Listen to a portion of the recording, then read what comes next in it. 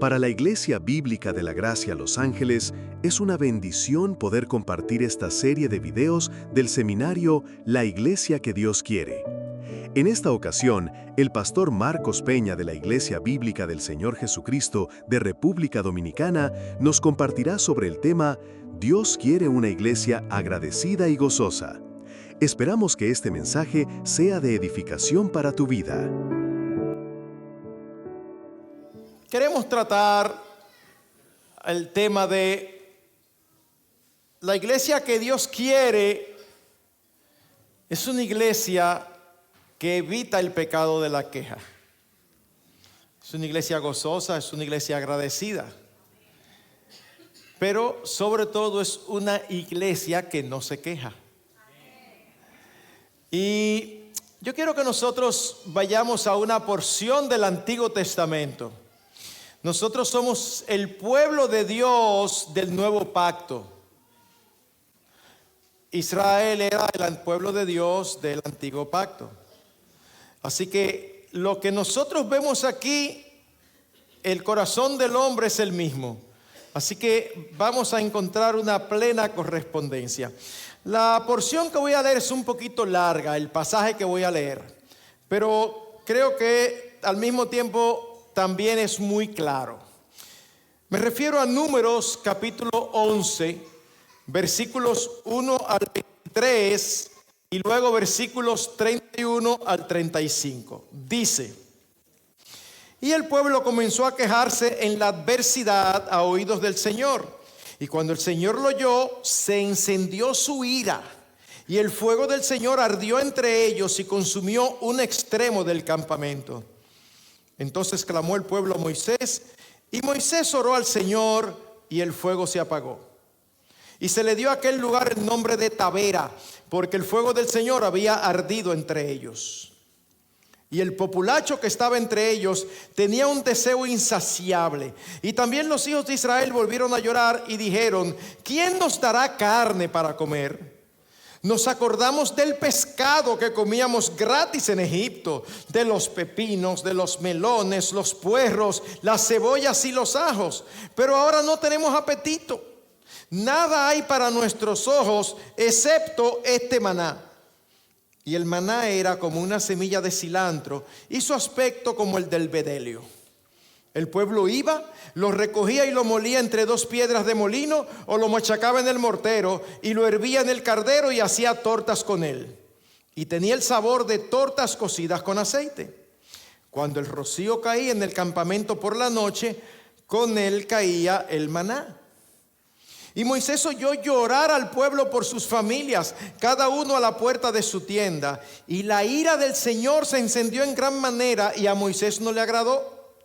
Entonces Moisés dijo al Señor: ¿por qué has tratado tan mal a tu siervo? ¿Y por qué no he hallado gracia ante tus ojos para que hayas puesto la carga de todo este pueblo sobre mí? ¿Acaso concebí yo a todo este pueblo? ¿Fui yo quien lo dio a luz para que me dijeras: llévalo en tu seno, como la nodriza lleva al niño de pecho a la tierra que yo juré a sus padres? ¿De dónde he de conseguir carne para dar a todo este pueblo? Porque claman a mí diciendo: danos carne para que comamos. Yo solo no puedo llevar a todo este pueblo porque es mucha carga para mí. Y si así me vas a tratar, te ruego que me mates si he hallado gracia ante tus ojos y no me permitas ver mi desventura. Entonces el Señor dijo a Moisés: reúneme a 70 hombres de los ancianos de Israel, a quienes tú conozcas como los ancianos del pueblo, y a sus oficiales, y tráelos a la tienda de reunión, y que permanezcan allí contigo. Entonces descenderé y hablaré contigo allí, y tomaré del espíritu que está sobre ti y lo pondré sobre ellos, y llevarán contigo la carga del pueblo para que no la lleves tú solo. Vamos a seguir al versículo 18. Y di al pueblo: consagraos para mañana y comeréis carne. Pues habéis llorado a oídos del Señor diciendo: ¿quién nos diera a comer carne? Porque nos iba mejor en Egipto. El Señor pues os dará carne y comeréis. No comeréis un día, ni 2, ni 5, ni 10, ni 20 días, sino todo un mes, hasta que os salga por las narices y os sea aborrecible, porque habéis rechazado al Señor que está entre vosotros, y habéis llorado delante de él diciendo: ¿por qué salimos de Egipto? Pero Moisés dijo: el pueblo en medio del cual estoy llega a 600,000 de a pie, y tú has dicho: le daré carne a fin de que coman por todo un mes. ¿Será suficiente degollar para ellos las ovejas y los bueyes? ¿O sería suficiente juntar para ellos todos los peces del mar? Pero el Señor dijo a Moisés: ¿está limitado el poder del Señor? Ahora verás si mi palabra se te cumple o no.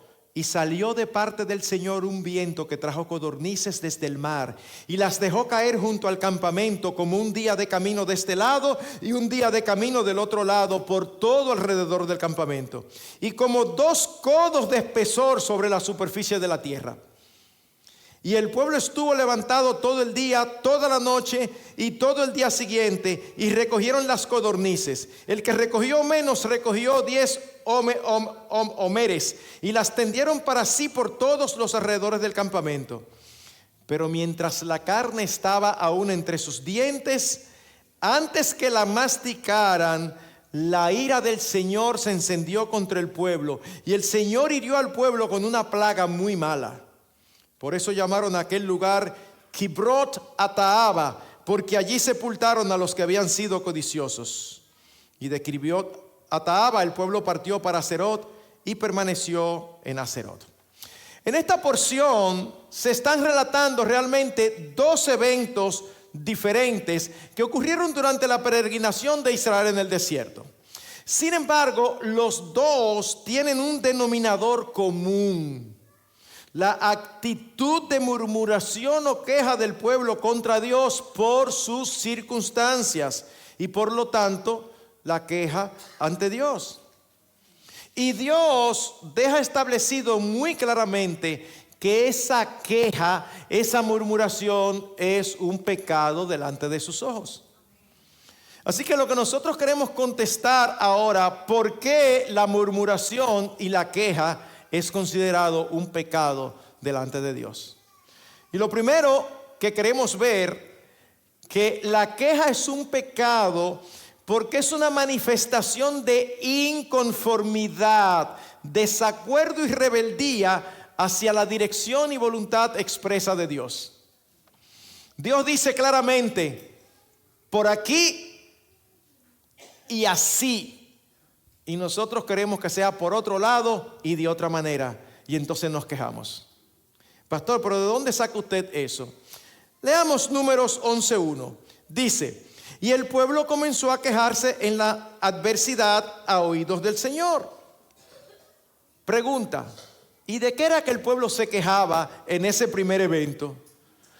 Bueno, cuando nosotros leemos el contexto, podemos deducir que el pueblo se quejaba de la forma en que Dios los estaba dirigiendo. ¿Cómo así? ¿Y de dónde tú sacas eso? Bueno, vayamos un poco antes, a Números capítulo 20 al 23.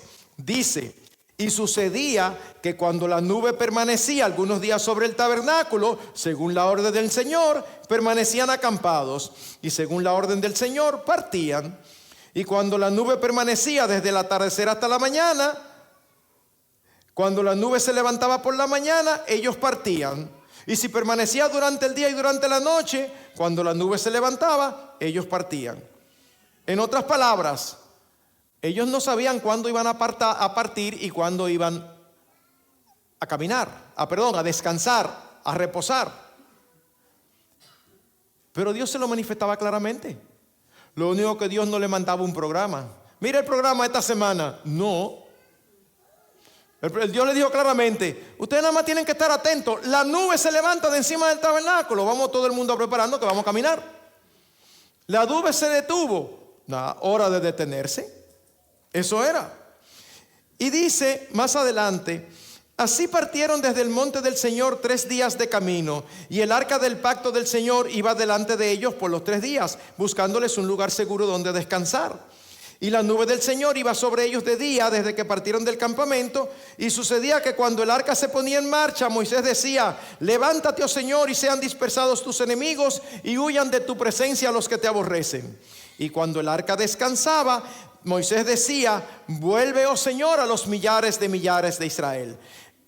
Ellos estaban cansados de la aridez del desierto. Ellos no estaban por un valle lleno de sombras y de un bosque lleno de frutos.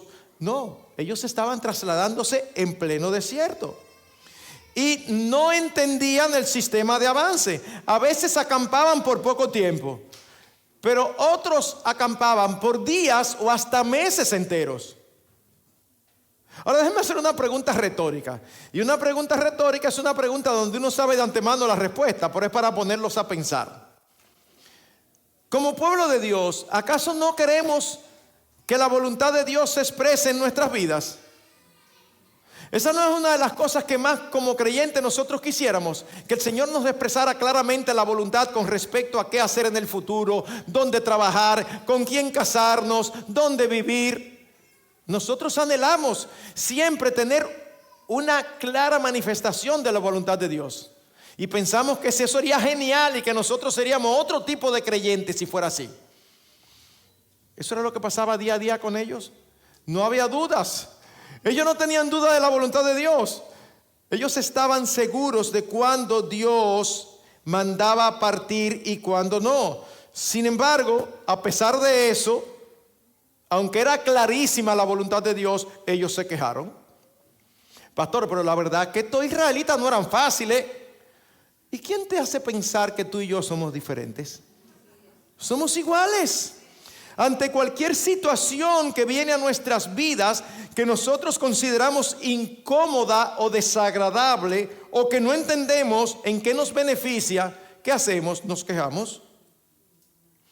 ¿Cuántos de nosotros hemos querido que las circunstancias de nuestras vidas fuesen diferentes? Sin embargo, Dios es el que tiene control y Él las manda, las buenas y también las malas. Hay una mala teología por ahí, que Dios manda lo bueno y el diablo manda lo malo. Mis hermanos, no tengo el tiempo, pero créame, lea su Biblia. Dios manda tanto lo uno como lo otro. Lo único que siempre con buenos propósitos. A nosotros nada más nos gusta lo que llamamos bueno. No, Dios manda todo. Hermanos, la queja es inaceptable para el cristiano porque pone en duda el carácter de Dios. Cuando tú y yo nos quejamos, ponemos en duda o la bondad de Dios, o el poder de Dios, o su sabiduría. Déjame explicártelo. Pero si Dios me manda esto, ¿por qué Dios me manda esto? Bueno, quizás Él lo hace por malos motivos. No, Él es bueno. Bueno, pero entonces quizás Él no tiene el poder para hacer otra cosa. No, Él hace lo que Él quiere y Él puede poder para hacer lo que quiere. Bueno, pero quizás Él no sabe que es bueno. Sí, el que no sabe somos tú y yo. Tú y yo que no sabemos que lo malo puede ser buenísimo, pero Él sí sabe perfectamente. Así que no nos quejemos. Oigan, nuestro Padre Celestial sabe lo que hace. Él sabe lo que está haciendo y todo lo que Él hace tiene buenos propósitos en nuestras vidas. Todos los que están aquí que son padres, ¿tú no quieres lo mejor para tus hijos? Claro que sí. Pero ¿qué nos pasa? Que a veces le hemos dado lo que creemos que es lo mejor y con el paso del tiempo nos damos cuenta que no era lo mejor. Óyeme, yo que pensé que le estaba haciendo un bien y le hice un mal. A Dios nunca le pasa eso, nunca. O a veces sí sabemos lo que es mejor para nuestros hijos, pero no tenemos la capacidad de dárselo. Es que no puedo, no tengo la capacidad. A Dios tampoco le pasa eso nunca. Y Él es el Padre perfecto. Él dice, si vosotros sabéis siendo pecadores, siendo malos, dice la Biblia, pueden dar buenas dádivas a sus hijos, ¿cuánto más Dios que es un Padre perfecto? Así que todo lo que viene a nuestras vidas, no es el diablo que lo manda, es Dios con buenos propósitos. La queja es inaceptable para el cristiano porque decimos algo como esto: habiendo otras opciones mejores, a nuestro entender, Dios no quiere o no puede dárnosla, o peor, Dios ni siquiera sabe que existen opciones mejores. ¿Serio? Pero Señor, ¿y por qué tú no me... Pero mira, esto qué bueno hubiera sido. Hace rato que ya el Señor lo supo y dijo que no. Hermanos, los pensamientos del Señor son más altos que los nuestros. No podemos entenderlo todo, pero sí podemos recordar siempre que la voluntad de Dios es buena, agradable y perfecta. Siempre. En segundo lugar, la queja es pecado porque es una manifestación de ingratitud y menosprecio hacia lo que Dios nos ha dado. Cuando nos quejamos, estamos siendo ingratos y estamos menospreciando lo que Dios nos ha dado. A partir del versículo 4 se empieza a relatar otro evento. El pueblo empieza a quejarse del maná. Estaban cansados de comer lo mismo todo el tiempo. Ahora, vamos a detenernos. Pensemos por un momento lo que era el maná. Escuchen esto. El maná era algo milagroso, sorprendente y único. Caía cada 6 días. Y el séptimo, que era de reposo, no caía. Con el maná, Dios estaba librando al pueblo en esa etapa de la vida de la maldición edénica.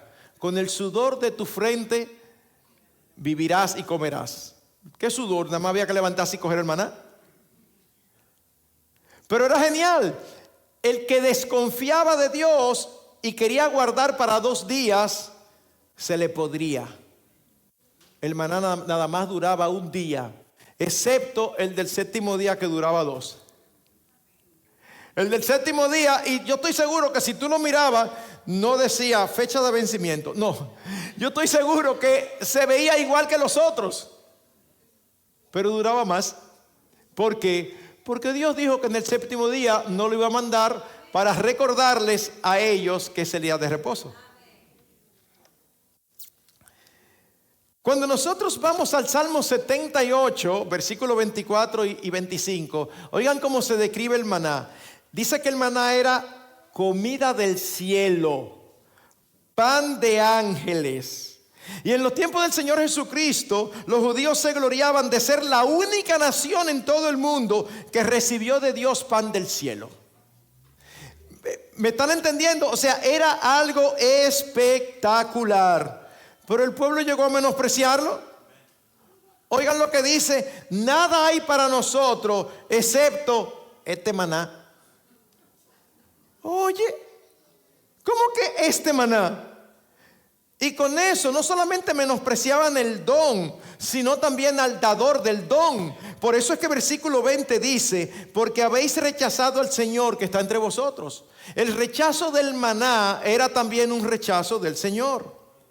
Hermanos, tenemos que tener mucho, pero mucho cuidado con que la familiaridad nos impida apreciar continuamente los dones a nuestro favor. Eso es muy común. Los que vivimos en la ciudad, en algún momento estamos en un campo y vemos un cielo estrellado. Y yo no sé ustedes, pero yo me puedo quedar rato mirando para arriba. Es que eso es tan espectacular. Pero posiblemente el que nació en el campo, que lo vio cada rato, debe decir: ¿y este citadino qué es lo que tanto mira? Nosotros somos seres de costumbres, nos acostumbramos a todo. Hermanos, mucho cuidado con acostumbrarnos a la gracia y la misericordia de Dios, que son nuevas cada mañana. Y entonces nos concentramos en aquello que no tenemos. Cuando recibimos algo de su mano, lo valoramos, pero tiempo después nos acostumbramos y olvidamos que Dios nos los concedió después que lo pedimos muchísimo. Entonces empezamos a buscar y a desear otras cosas. Lo que no es ilícito en sí mismo, buscar otras cosas, pero es ilícito cuando no las obtenemos y empezamos a quejarnos de manera injusta, con expresiones muy conocidas. No es que yo lo conozco, pero me da la impresión de escuchar que algunos de nosotros en alguna ocasión decimos: es que a mí las cosas nunca me salen bien. O yo sí tengo mala suerte. Yo no sé por qué a los otros les resulta tan fácil y a mí siempre tan complicado. Todo el mundo puede hacerlo menos yo. Todo el mundo puede tenerlo menos yo. Mis hermanos, la queja siempre implica una de las siguientes ideas. Quiero más, quiero mejor o quiero otra cosa. Y al mismo tiempo, lo que sí tengo, lo menosprecio. Yo recuerdo cuando yo me casé hace muchos años, mi medio de transporte era una motocicleta. Y el Señor me proveyó un vehículo como 4 años después de casado, cuando mi esposa estaba embarazada de la segunda hija. Fue la primera vez que empezamos a orar por un vehículo. Y el Señor me proveyó un Volkswagen, un escarabajo. Los que conocen saben que en los de esa época, esos vehículos no tenían aire acondicionado. Ahora, ya ustedes saben lo feliz y agradecido que yo estaba al Señor. O sea, contento por primera vez. De hecho, lo compré probando a ver si yo iba a poder pagarlo y mantenerlo. Y puse una fecha límite. Cuando la fecha llegó, me di cuenta que sí, que podía seguir con él. Así que yo estaba feliz. Pero con el paso del tiempo, empecé a encontrar que me daba calor, que yo llegaba a los sitios despeinados. Y ya llegaba un momento que yo estaba cansado del Volkswagen, yo quería otro vehículo. Entonces, repito, es lícito querer tener algo mejor o progresar. Eso no tiene ningún problema. El problema es cuando tú empiezas a quejarte de lo que el Señor te dio después de mucha oración y tú estabas felicísimo cuando tú lo recibiste y ahora resulta que no sirve. No, tenemos que tener mucho cuidado. Somos como aquella criada a la que su señora, una jefa muy buena, le oyó decir mientras bajaba las escaleras: óyeme, me faltan solamente 2,000 pesos para ser feliz. Así que como era una buena empleada, la jefa dijo: no, pero no te preocupes, yo le voy a dar una sorpresa. Y le dio los 2,000 pesos y ella: ay, gracias señora, gracias. Y la señora se quedó por ahí para ver cómo ella seguía expresando su gratitud. Y después que ella estaba cerca y no se dio cuenta que la señora estaba por ahí, la escuchó decir: óyeme, pero qué tonta fui, ¿por qué yo dije 2,000 y no dije 4,000? Porque ella no sabía que se lo iban a regalar. Pero el asunto es que siempre queremos más, siempre queremos algo más. Antes de quejarnos, es bueno detenernos y pasar inventario de todo lo que Dios nos ha dado. Mira, si tú lo haces, yo te aseguro que tu queja se convertirá en gratitud. Toma papel y lápiz y siéntate a hacer un inventario de todo lo que has recibido. En primer lugar, una salvación eterna que nada ni nadie te puede quitar. Y ya después de ahí, todo es bono. Después de ahí, en coche que vamos, ya vamos, salud, familia, un buen esposo, una buena esposa, hijos saludables, trabajo. Pastor, pero es muy duro. Pero hay hermanos que no tienen trabajo. Pregúntale a ellos si es duro o no. Es peor no tener trabajo. Mis hermanos, muchísimas cosas. Yo recuerdo cuando mis hijas iban creciendo como familia, que en un momento determinado mi esposa y yo dividimos nuestra vida en 4 áreas. Y en orden de importancia. Lo más importante, Dios. Lo segundo, armonía. Lo tercero, salud. Y lo último, lo económico. Dios, gloria a Dios que tú y yo somos creyentes y que estamos educando a nuestras hijas en el temor del Señor. Check it. Salud, mira, nuestras hijas nacieron saludables y tú y yo no tenemos enfermedad. Gloria a Dios. Relación, nos llevamos súper bien. Nuestro matrimonio es un deleite. Económico, ahí es que estamos. Entonces nosotros decíamos, después que vimos eso, decíamos nosotros dos: amor, nosotros estamos mejor que la mayoría de la iglesia. Porque en lo que tú y yo estamos mal es lo menos importante. Ahora, y hablamos, ¿cambiaríamos lo económico por lo espiritual? Jamás. ¿Por la salud? No. ¿Por la buena relación? Tampoco. Así que, ay Señor, gracias por esta crisis económica. Mis hermanos, recibimos del Señor muchísimo. Se cuenta de un granjero que había vivido toda su vida en el mismo lugar. Era una buena granja, pero con el paso de los años empezó a cansarse.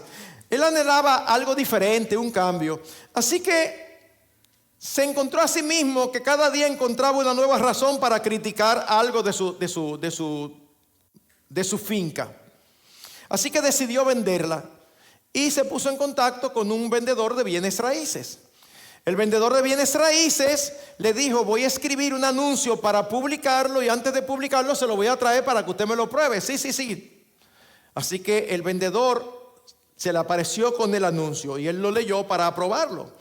El anuncio decía: lugar idealmente localizado, equipo moderno, ganado sano, tierra fértil. Y él dice: hey, no, pero un momento, he cambiado de parecer. Toda mi vida yo he querido vivir en un lugar así. Pero así es que tú vives. Pero cuando lo vio por escrito, dijo: pero ¿qué es lo que yo quiero? Pero esto está ideal. Le gustó tanto el anuncio que dijo: no voy a vender nada. Hermanos, debemos tener la actitud del salmista, donde dice: alma mía, bendice al Señor y no olvides ninguno de tus beneficios, porque Él es quien nos corona de favores y de misericordias. Y el versículo 10 dice: no nos ha tratado según nuestros pecados, ni nos ha pagado conforme a nuestras iniquidades. Tercero, la queja es un pecado porque es una manifestación de injusticia. ¿Cómo así, pastor? Sí, porque en la queja se tiende a magnificar lo bueno de lo malo y a magnificar lo que consideramos malo de lo bueno. Pastor, está como medio enredado ese encabezado. Repito, porque lo van a ver clarito cuando yo se los explique. Créanme, lo van a ver clarito. La queja tiende a magnificar lo bueno de lo malo y lo que consideramos malo de lo bueno. A mí me choca tanto. Yo recuerdo la primera vez que yo leí esta porción. Yo estaba solo haciendo mi devocional y yo decía: pero qué increíble. El pueblo dice: se acordó de los pepinos, los melones, los puerros, las cebollas y los ajos que nosotros comíamos gratis en Egipto. ¿Y era verdad eso? Sí, era verdad que ellos comían eso. Lo que no era verdad es que ellos no se acordaron de pero no te acordabas los fuetazos que te daban, ni que tú eras esclavo, ni te acordabas que ustedes mismos fue que empezaron a clamar a Dios: Señor, nos tienen desesperados, líbranos. Ay, no, todo eso se olvidó. Entonces ahora nada más nos recordamos de los puerros y la cebolla. Pero ven acá, por favor. Y nosotros podemos comparar la libertad y la tranquilidad con una dieta agradable. Ridículo. ¿Saben cuál es el problema? Que todos nosotros quisiéramos preparar nuestros propios combos. ¿Eso se utiliza aquí? Cuando usted va a esos restaurantes de comida rápida, o sea, un hamburger cuesta tanto, un refresco, pero ellos te arman un combo y tú lo calculas y te sale un poquito más barato que si tú lo compras individualmente. Ahora bien, tú no llegas y dices: dame el hamburger del 1, el refresco del 2. No, tú y yo no somos que armamos los combos, esos combos están armados. ¿Saben qué? La vida es así. La vida de todos nosotros consiste de muchísimos combos. Pero nosotros queremos armarlo. Nosotros queremos tener la relación familiar y la esposa que tiene el hermano fulano. Pero nosotros queremos tener la prosperidad económica del hermano sutano. Y nos encantaría tener la salud del hermano perencejo que nunca se ha enfermado. Ay, ajá. Pues esa no es la vida real. Esa no es la vida real. La vida a la carta no existe. No existe la vida a la carta. Es como si nosotros anheláramos cosas positivas de cuando éramos hijos de ira y de Satanás, esclavos del pecado, sin luz, sin esperanza y propósito y condenados al infierno. Por eso a mí a veces me choca, hermanos, que cuando están dando testimonio y están recordando lo malo que eran, tú lo escuchas y a veces tú dices, pero tú lo estás diciendo como un testimonio o tú lo estás disfrutando. Yo era malo. Yo recuerdo un día que le di un tatabanada, pero tú lo hice con un gustazo, como si lo estuvieras disfrutando todavía. No, espérate, se supone que tú lo debes contar con pena, porque ahora tú entendiste que eso desagrada al Señor. Cuando un cristiano anhela cosas del mundo anterior, está siendo injusto, pues olvida que aquello que anhela es parte de un paquete que se inicia con la enemistad de Dios y todo lo que eso conlleva. Pastor, es que yo extraño, es verdad, yo estoy aquí en el Evangelio, pero yo extraño a veces unas fiestas que nosotros hacíamos. Ajá, ¿tú quieres volver a esas fiestas? Mire, no me desagradaría. Ok, déjame recordarte lo que sucedió en esa fiesta. Esto. No, pastor, pero yo no quiero volver a eso. Es que es parte del combo. Es parte del combo. Y nosotros no lo elegimos. Así que mucho cuidado con minimizar lo bueno que Dios nos da y maximizar aquello que quizás en otra ocasión teníamos, pero que ahora no conviene. Cuarto, la queja es un pecado porque es una manifestación de amargura que crece, se desarrolla y contagia a otros.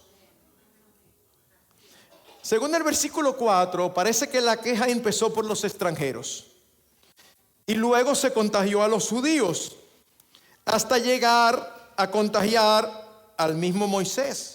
En el versículo 10, y Moisés oyó llorar al pueblo por sus familias, cada uno a la puerta de su tienda, y la ira del Señor se encendió en gran manera, y a Moisés no le agradó. Y de ahí dice Moisés en el versículo 15 a Dios: Señor, y si tú me vas a tratar así, mejor me matas. Oh, pero Moisés, ¿qué fue lo que te dio? Hermanos, la queja es como los bostezos o la risa. ¿Usted ha visto la risa? Nosotros tenemos unos amigos cercanos y nos reímos muchísimo porque a veces a mi esposa hay cosas que le dan risa, pero una risa que nosotros le preguntamos que qué le pasa, y mientras ella lo piensa para contestar, ella no puede contestar porque ella está pero inundada de la risa. Y usted sabe qué pasa con mis amigos y con nosotros. Empezamos a reírnos igualito y no sabemos de qué que nos estamos riendo. Nosotros no sabemos de qué, pero mientras más ella se ríe, más nosotros nos reímos, pero con carcajadas. Y tú dices, pero que ni siquiera sé de qué me estoy riendo. No estamos riendo de la forma en que ella se ríe. O los bostezos, usted está en un lugar y usted ve a otro bostezando y usted le da también bostezo. Pero esas son cosas insignificantes. Lo malo es que eso mismo ocurre con la queja. Uno empieza a quejarse y el que ni siquiera posiblemente había pensado en eso dice: óyeme, sí, es verdad. Usted está feliz en su iglesia, una iglesia buena, buena palabra, pero resulta que hay un elemento allá que no anda bien, insignificante, y usted nunca le ha dado mente hasta que se topa con un hermano que dice: óyeme, nosotros tenemos que resolver esto porque hay que orarle al Señor, y hace de ese elemento algo así de grande, y entonces empieza uno a preocuparse. Y cuando viene a ver, al final está todo el mundo amargado en la iglesia. ¿Y qué fue lo que pasó? Una tontería. Una tontería. La inconformidad es el sello distintivo de una persona amargada. Lo voy a repetir. La inconformidad es el sello distintivo de una persona amargada. Si permitimos que la queja se apodere de nosotros, nuestra forma de ser va a cambiar y nos convertiremos en personas agrias, no amables, explosivas. Y eso es terrible en medio de las congregaciones. Al pueblo no le importó que Dios los había hecho su especial tesoro. Ellos querían carne. A ellos no les importó lo que sucediera a su alrededor. Ellos querían carne. Y algo tan sencillo los transformó en un pueblo amargado. Usemos un poquito de imaginación. Todos llorando a las puertas de su tienda. El que pasa dice: ay, se murió alguien. No se murió nadie. Es que queremos carne. ¿Serio? ¿Eso era todo? Rajado dando gritos. Uy, pero que algo grave y triste y trágico sucedió. Sí, que estaban cansados del maná. ¿Serio? Mucho cuidado con nosotros no imitarlos, porque somos capaces de hacerlo. Pero en quinto lugar, la queja es un pecado porque es una manifestación, y las palabras fueron escogidas con mucho cuidado a propósito. Es una manifestación de desconocimiento negligente de los buenos propósitos de Dios para nosotros. Una cosa es que tú tienes desconocimiento de algo porque no tienes la información. Otra cosa es un desconocimiento negligente porque no te interesa saberlo. Son dos cosas diferentes. ¿Y por qué digo eso? Pero oigan lo que ellos se preguntan en 11:20. ¿Y por qué salimos de Egipto? Ya tuvieron un ataque de amnesia. ¿Cómo que por qué salieron de Egipto? Ustedes saben bien por qué fue que salieron. Porque ustedes mismos fue que clamaron por liberación. Y Dios les dijo a dónde lo iba a conducir. Dios les dijo que lo iba a hacer un pueblo especial que sirviera de luz a otras naciones. ¿Cómo que por qué? Dios lo sacó para hacer de ustedes su especial tesoro. Hermanos, ¿cuál es el propósito de Dios para todo creyente? Cada circunstancia que Él dirige o permite tiene el sello de su propósito, y es que su nombre sea exaltado. ¿Ustedes recuerdan el caso de Lázaro? Señor, corre, que Lázaro murió. No, que Lázaro está muy enfermo. Ok. Señor, ¿y tú no vas a ir? Ahora no. Y Lázaro muere. ¿Pero cómo es posible que lo dejó morir?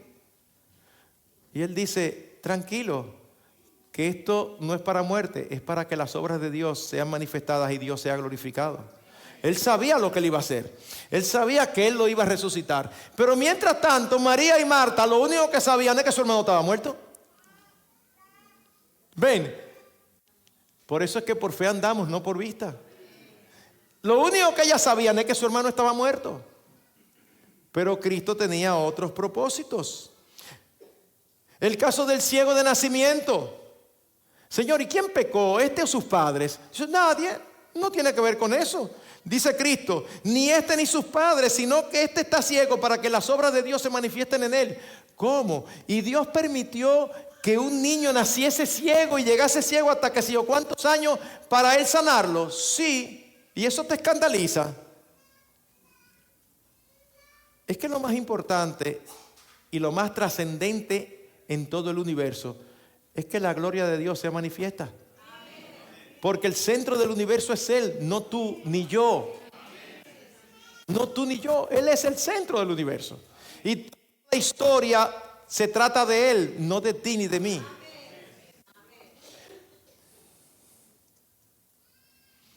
En cada situación difícil que se nos presenta, tenemos dos alternativas. O la consideramos parte del propósito de Dios para nosotros, o nos quejamos. Con la queja no logramos absolutamente nada, solo ira de Dios y amargura de corazón. Pero con una buena actitud logramos mantener nuestra comunión con Él y disfrutar del deleite de su acompañamiento en medio de las dificultades. Y el Señor va a usar lo que sea para cumplir sus propósitos en nosotros. Sexto, la queja muchas veces es manifestación de codicia. ¿Y qué es la codicia? La codicia es un deseo vehemente pecaminoso. En Éxodo 16 el pueblo se quejó por falta de alimento. En Éxodo 17 se quejó por falta de agua. Aquí se quejó por algo diferente. Por algo más o algo diferente. Hermanos, nuestro problema es que nunca estamos satisfechos. Al final somos todos como la sanguijuela de Proverbios 30:15 que dice dame, dame, dame y nunca se sacia. Leí una historia real.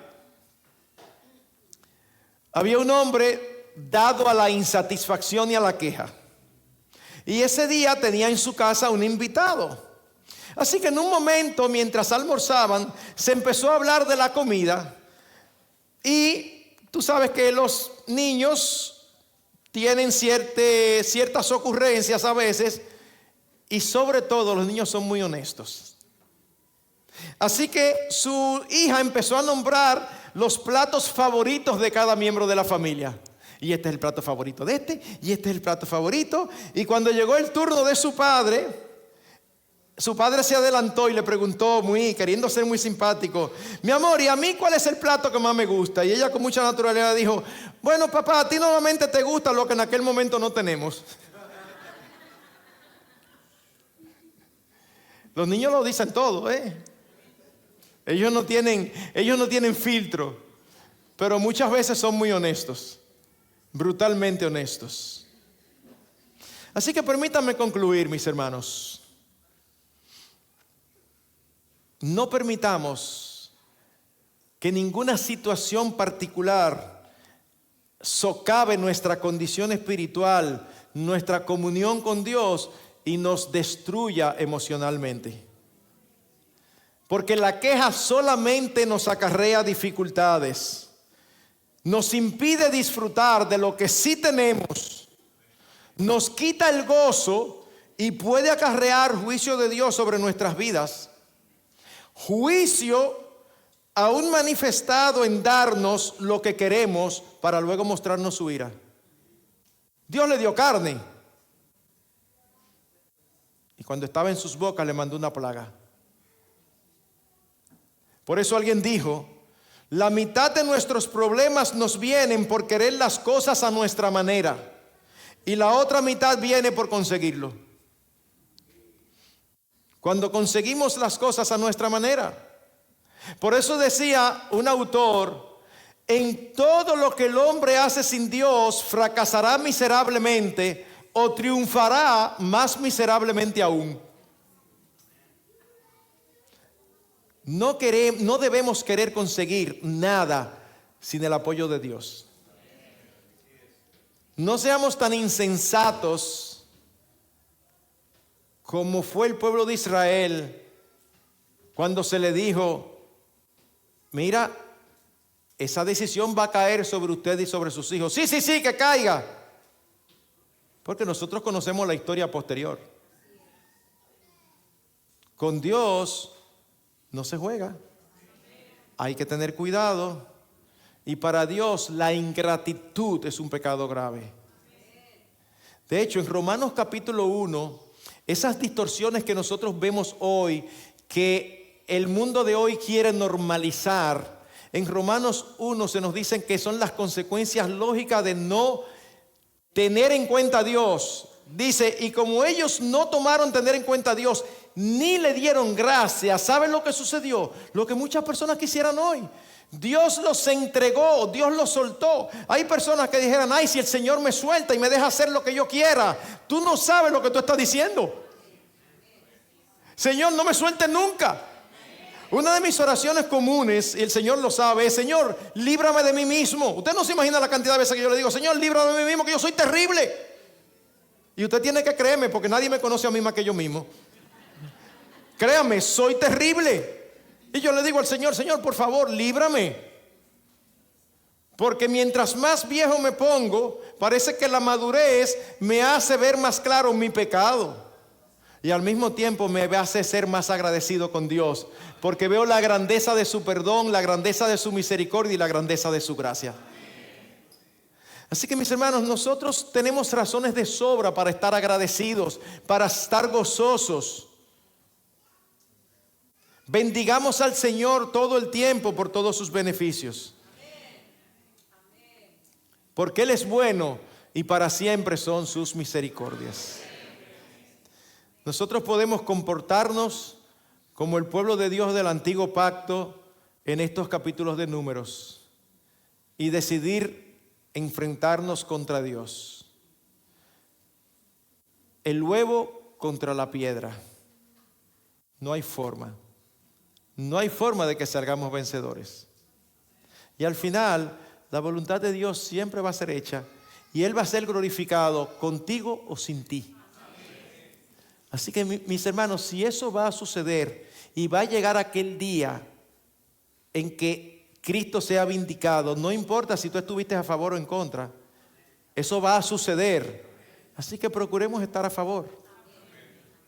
Mientras cantábamos ahorita el último himno, yo me emocioné porque hay algo de las Escrituras, una escena que a mí me emociona mucho siempre, y es imaginar aquel día cuando toda rodilla se doble y toda lengua confiese que Jesús es el Señor. Y yo pienso en ese día, yo digo, wow, eso debe ser espectacular, la gloria de Dios desplegada. Ahí no hay intelectuales ateos, ahí no va a haber ateo nadie. Porque la gloria de Dios y la de Jesucristo va a ser desplegada.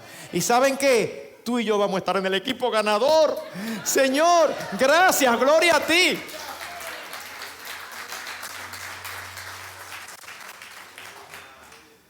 Así que mis hermanos, no estemos pensando en las cosas que son como nosotros no queremos. Disfrutemos todo lo bueno que viene de Dios.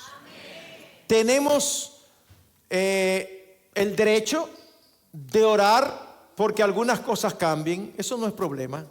Nosotros podemos pedir al Señor que nos libre de los problemas que estamos teniendo. Nosotros podemos y debemos pedir al Señor que nos sane de cualquier enfermedad. Nosotros podemos y debemos pedir al Señor que nos ayude a no tener conflictos con aquel o cual hermano. Está bien, todo eso podemos hacerlo. Eso no es el problema.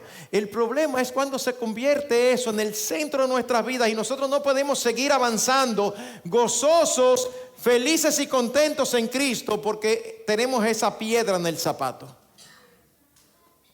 No, mis hermanos, cuando somos justos y cuando somos conscientes de todo lo que hemos recibido de Dios, nada puede robarnos el gozo que causa tener la certeza de que nuestro Padre nos ama, que nosotros somos sus hijos y que Él nos cuida y nos cuidará hasta el final. Así que demos gloria a Dios y gratitud todos los días de nuestra vida. Porque eso es lo que vamos a hacer el resto de la eternidad. Así que vayamos ensayando. Vamos a orar.